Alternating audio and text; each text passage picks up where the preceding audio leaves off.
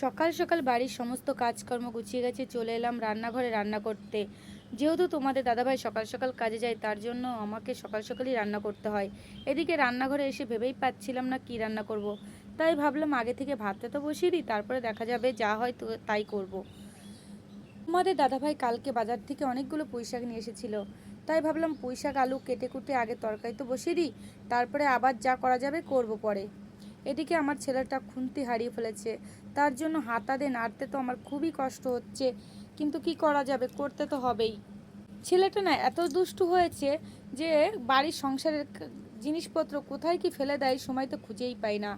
এদিকে আমার পুচকুটার তো খিদেও লেগে গেছে, তাই ভাবলাম ওর খাবারটা তো আগে রান্না করে নিয়ে আসি, ঠান্ডা হতে থাক, তাহলে তাড়াতাড়ি আমি খাইয়ে দিতে পারবো।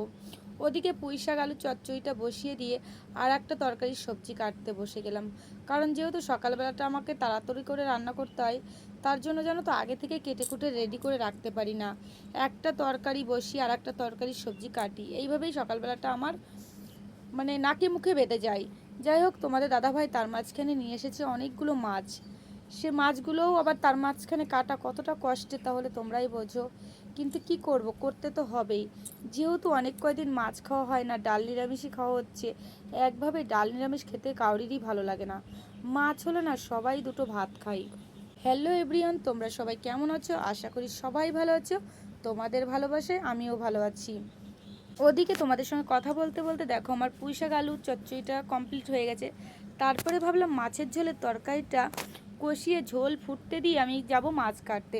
তাহলে কি হবে জানো তো, আমার এদিকে তরকারিটাও হতে থাকবে, আমার মাছটাও কাটা হয়ে যাবে, সময়ের মধ্যে আমার সব কিছু হয়ে যাবে।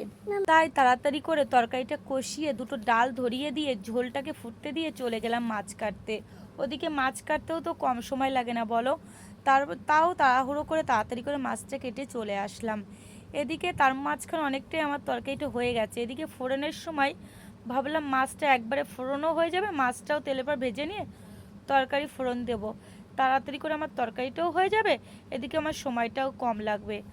আবার তার মাঝখানে নিয়ে এসেছে কতগুলো শাক শাশুড়ি মা কালকে মাঠের থেকে। আবার তাড়াতাড়ি করে ছুটলাম শাকগুলো ধুতে। কি করা যাবে বলো, যদি শাকটা আবার না রান্না করি শাশুড়ি এসে আবার চিৎকার করতে শুরু করে দেবে।